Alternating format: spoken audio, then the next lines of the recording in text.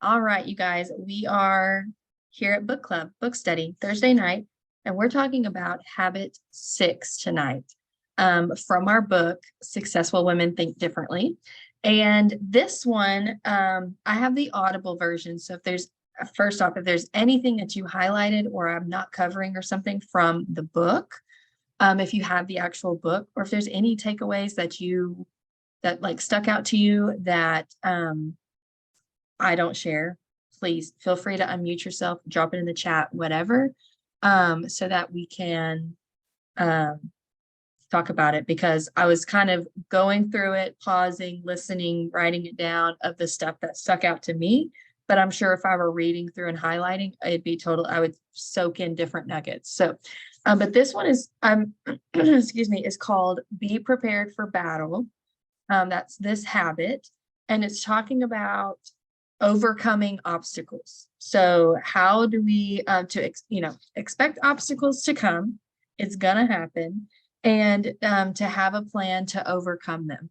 Also, if you're at a place where you can turn your camera on and you're okay with it, I understand. If not, 100%, this is super chill. But I would love to see your faces. That's all. Love to see faces if you can. So we're talking about expecting obstacles and having a plan to overcome them. There's two main things that she talks about in this chapter, and I'm going to spend a little bit heavier on one chapter, or not one chapter, one section of the chapter, one concept than the other, because she talked about it a little bit more, and I think it relates to us big time, or at least it relates to me big time. So basically she kind of sums it up of like, you're always going to have obstacles. However, you can program yourself, program your mind to be able to overcome them and to have this habit of being resilient and letting that be like a characteristic that's always with you, resiliency. And I think I wrote down resilience. Let me see what I wrote. I feel like I wrote down like an actual definition she explained, but maybe not. But oh, yes, I did right there. It's literally the next line. So she basically explains being resilient, or resilience is the ability to bounce back from setbacks. So to be able to pick back up, move forward, go on, despite the obstacles, despite the failure, despite the struggle, despite the losses, whatever it may be, to have that resiliency to move forward, I think is such an admirable trait, because in today's day, like in our age today, it's so easy to like get knocked down and stay down. And a lot of people do. And I respect, not necessarily, especially maybe in Plexus as well, I love seeing people who are rock stars, soaring, fast moving. But the stories that hit me, the people that I want to learn from, the ones who I admire, inside of Plexus and outside of Plexus, are the people who have struggled, who have had setbacks, who have faced millions of obstacles and have still persevered. They were resilient, they moved forward in faith, and they reached their goal despite everything else. Yes, they are overcomers. And even in personal life, I admire that. And I think in personal life, it's because for me, and I'm not trying, if you don't know me, I'm not trying to be like, toot toot, my life was easy. But I feel like sometimes I look around at what so many of my peers face, or what they go through, or how they grew up, or what they're facing as adults. And I'm like, I don't feel like I've faced like that trauma or that situation, or like I haven't had to truly like overcome loss, grief, whatever, you name it. And I'm, yes, I'm grateful for that. But so I think I admire people in personal life who are going through that, and I get to kind of watch their journey. And I know, well, the good, devil's gonna be knocking, and the good Lord's got something in his plan that's gonna come up, like I'm gonna face it. I'm gonna face it. But I admire people in my personal life who are resilient, and I get to kind of watch them be extremely faithful in their journey, and And I admire that in them as well, just their faith to keep going, even on the hardest days, even when they are just putting on a brave face. And the same can relate to our Plexus business. And so I think I relate to this chapter for Plexus because I feel like I have had a bajillion and still am like climbing the mountain, and then it's like slippery slope back down, climbing the mountain, slippery slope back down. It's just like, it's like I get like 3 steps up, 2 steps down, 5 steps up, ooh, 7 steps down. So like it's just kind of been like that roller coaster, but I feel like a trait that I have, it's small sometimes because my thoughts are not always there. We're going to get to that in a minute. But I have this feet firmly planted despite the obstacles. I'm still here and I'm still going to show up and I'm still going to try. Some seasons way better than others. But I'm in a season right now where I'm like, all I can do is try and keep going and be resilient and move forward despite the obstacles, despite how I feel. I feel like we did a book study or something. Oh, I think it was maybe our last book study. It was like she moves forward despite how she feels or something, or despite whatever. So it's kind of all relevant. So when you engage in habits of success, which is what we are talking about this whole book, about successful habits that women do differently and think differently and stuff. When you are in seasons of success, you're going to face obstacles. It is a given. It is a given. If you're not facing obstacles, newsflash, you're not doing enough, probably. You're not trying hard enough. You're not working hard enough. You're not putting in the action. If you're like, oh, this is easy breezy, well, then you must not be messaging enough people each day to be told no, because that's not easy breezy. Or you must not be signing enough people to have some people quit on you, because that's, not easy. There's going to be obstacles. So when you're engaging in habits of success, you're going to have obstacles. You're going to go through tough times, and or you have to go through tough times and actually go for something. I love how she said that. She said you have to go through tough times and actually go for something, like shoot for something, try to make a goal to go for something in order to test resilience. You're not going to know if you are a person, this is a successful habit she's labeling. You're not going to know if you have a characteristic of being resilient unless you actually go for something, unless you actually try mega, mega hard to reach something, unless you are moving forward. And so she said there's 3 things that empower us to be resilient. One of them we can't change. So she didn't really touch on this very much, but she said genetics, kind of like what we're born with. We're naturally born with blank in a good way.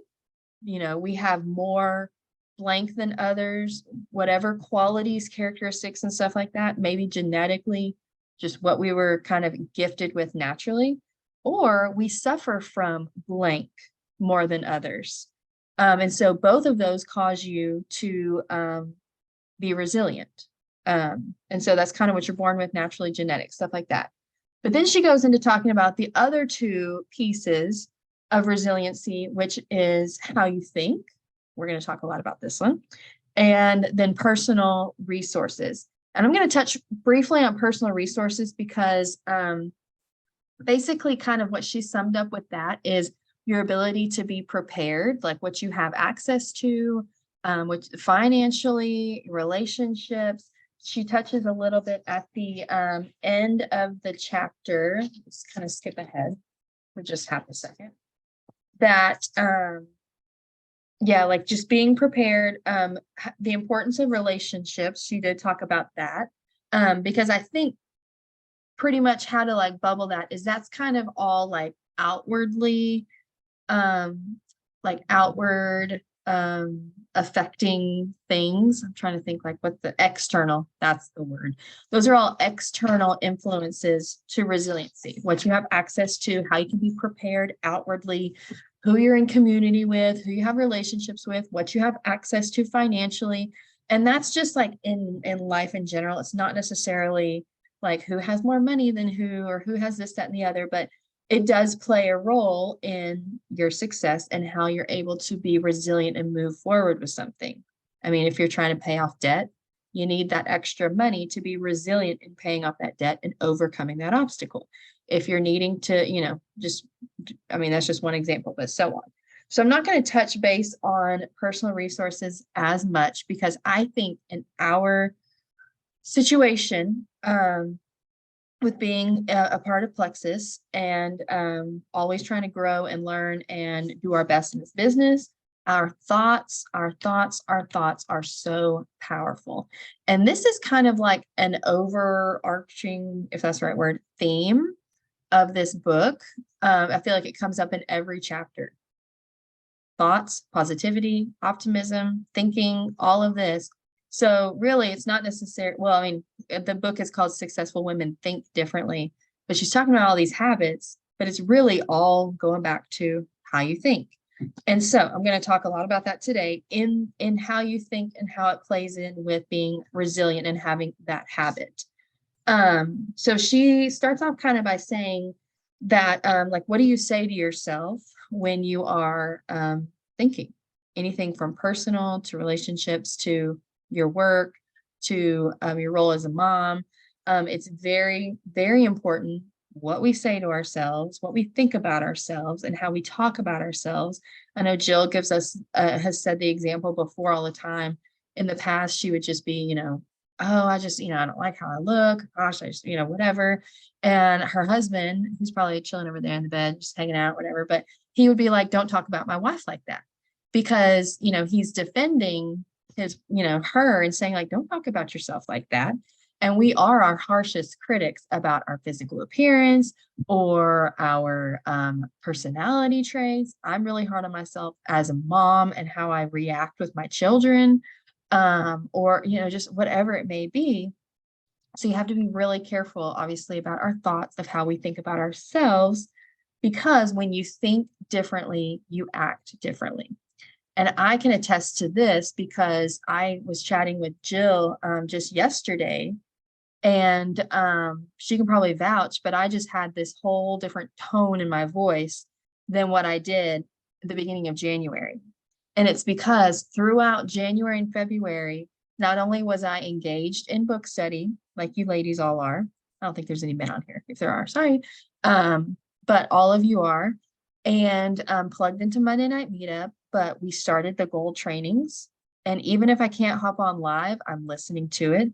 I started finding other leaders in Plexus that I respected and watching their trainings and listening to testimonies and successful business people. I've been plugging into a podcast or two. I'm constantly making sure that my brain is staying on fire, not only to learn about what's going on in Plexus, but to stay positive and stay fueled so that when the devil creeps in, when those thoughts creep in, when I start thinking to myself, who am I to be doing X, Y, and Z?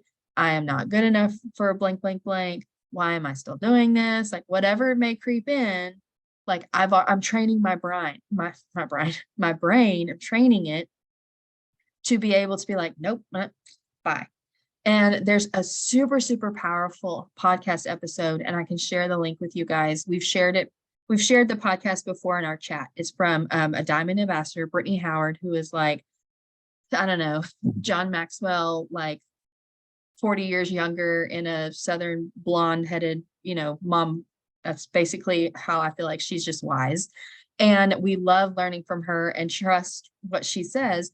But there's a podcast episode that she said, and it was talking about your words and how powerful they are and what you're saying. And I think we could all relate to this because once I listened to that, I was catching what I was saying and the things that I was saying that had such a negative connotation, such as no one wants to work the business with me, or no one's responding today, or, no one's messaging me back, like things like that. And she put such good examples where it's like, is it that no one's responded back to you because you only messaged 2 people today? So the 2 people that you messaged aren't responding back, So it's really not everybody's not responding back, or it could be, I could say like, no one's sharing about the business. And I'm like, well, is it that no one's sharing, or is it that no one new is sharing right now? And so it's so crazy how like even the smallest twist of your words, because I do have people that share, whether they're actively in the business or not. It's just so crazy how powerful your words are. And that's a really great podcast I can share. But when you think differently, you act differently. And I'm pretty sure she quotes this Bible verse in her podcast as well, but our author quoted it. And I really love it. I need to like stitch it on a pillow and put it on a mural or something so I see it every day. But it's Proverbs 23:7. And it's I'm paraphrasing, but it says basically, as a man thinks, so he is. And so how you think is who you become. And who I am is nowhere who I was back 7 years ago when I started. And I know I can say the same for many people on here. We are totally different people, better people, because we are growing and we are learning and we are working on ourselves, moving forward in a positive way. So she says that positive thinking is the cornerstone of resilience. It's not necessarily that you don't ever have negative thoughts, because, ooh, Lordy, we do. We're human. The devil is always infiltrating us as much as possible. Like I said earlier, what did I say? Oh, I said something like, you're going to have to engage in habits of success. When you do that, you're going to have obstacles. And so, like, if the devil's not coming at you, then you're not, then there's a bigger issue. You're not doing something awesome enough to where he's going to want to come after you, right? And try to capture you. So anyways, it's not that we don't have negative things going on or thoughts or issues, whatever, but we have basically trained ourselves, like I was saying, to banish them. And we are good about taking unproductive thoughts and replacing them with good thoughts. And that takes time. That takes like conscious, like I keep saying the word train, I feel like, but like constant, it's like working out your brain. It's like exercising it over and over and over again to have the right thoughts coming through. And so part of the ability to have that positive thinking and that optimism is because you have an action plan. And I'm going to talk about this. She talks about it, and I immediately went to this resource that we got. So I'm going to kind of do like a little bit of what the book and then a mini training-ish. So that kind of, I feel like, correlates. But she talks through this action plan of your thoughts. She talked about a trigger, and then thoughts, and then your reaction. And so the trigger is the challenge that happens, whether it's conversations to life-altering changes or whatever. The trigger piece is the challenge or obstacle that has come about. Your thoughts are what you tell yourself about that challenge. How hard is it? I can't handle this. I'm just going to quit, whatever. Or maybe it's good. Could be also positive thoughts, right? But you become aware of those thoughts so that you can change them or anything like that. So you have the actual challenge, what you're thinking about that challenge, and then your reaction. And your reaction, what you say or what you do, your actions, is all relative to what you just thought. So if you change your thoughts, then you'll change your reaction, and then therefore get in action, if that makes sense. Like there's a lot of the same like verbiage going around. But if you have the ability, when you see a challenge, excuse me, when you see a challenge coming, whatever that trigger is, whatever the obstacle is, and then you have your thoughts, if you are able to change your thoughts to a positive way, then you're going to change your reaction. Therefore, you'll get into action. And we hear it all the time. Action cures everything. She's probably about to type it in the chat. Saw our fingers moving. The action cures all, right? And so, but all of that goes back to your thoughts. If I'm sitting day after day thinking, I don't think I'm going to earn the iPad, or, I haven't signed 6 people in like forever. It's not going to happen for me. Or I haven't had anybody go silver. I can't even tell you the last month I had somebody go silver. So I'm probably not going to do that. Like if I sit in those thoughts over and over again, then my reaction is going to suck, for lack of words, and I'm not going to move. I'm not going to act. I'm not going to stay disciplined and consistent. And so I have to tell myself, who cares what happened yesterday? Who cares what happened last? I am in control of what happens today, and I'm in control of what happens this month. That's my reaction from my thoughts. And therefore, I'm going to go act. I'm going to go do, right?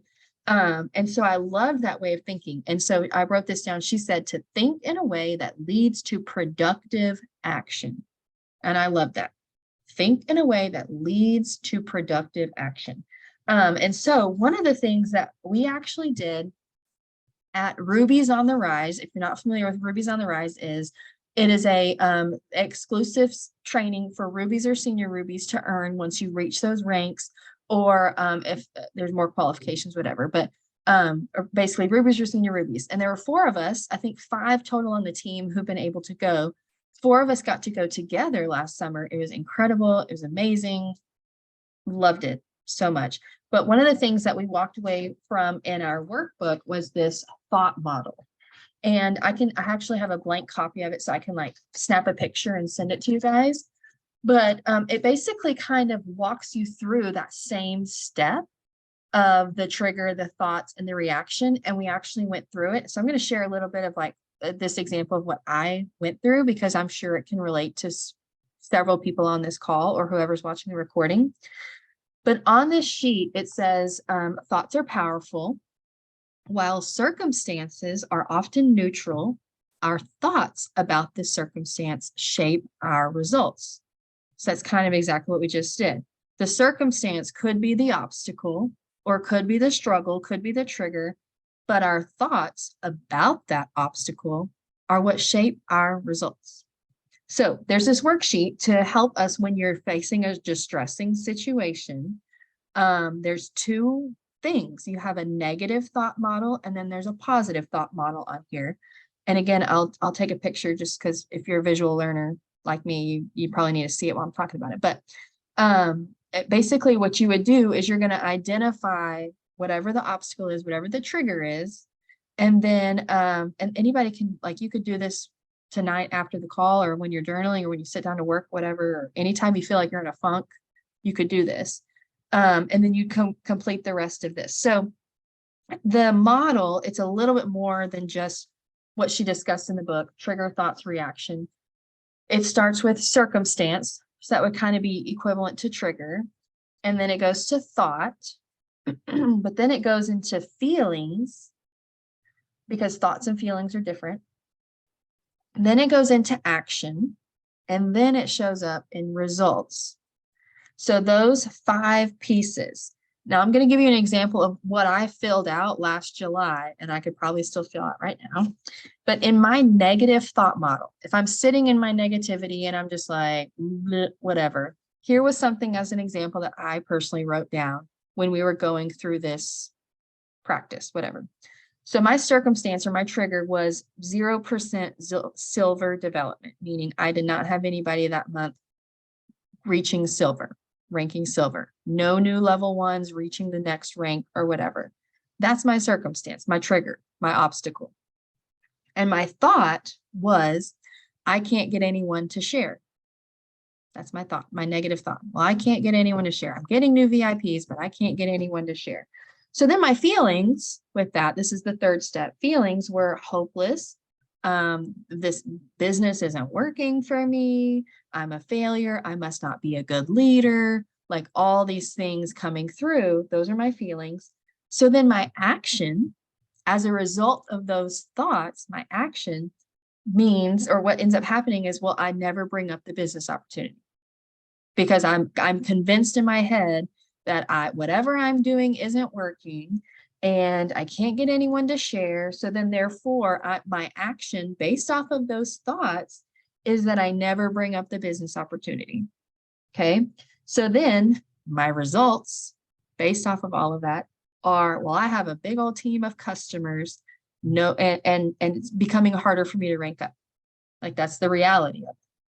Okay. It's just, I'm just going to have a big old team of wholesale customers, which is great. We love them. They're in that customer bucket, like Jill's talked about, but you need people sharing in order to build the team. Okay. So all of that is a negative thought model. The positive thought model, and I think it's probably okay to look at both. Like if you're doing this exercise, look at both, because you can catch your negative thoughts and be like, whoa, whoa, whoa, well, let's reprogram it. Okay. My positive thought model from this, my circumstance doesn't change. I still have the same obstacle. No one's going silver. I haven't had a level 1 reach silver. Okay. So 0% silver development.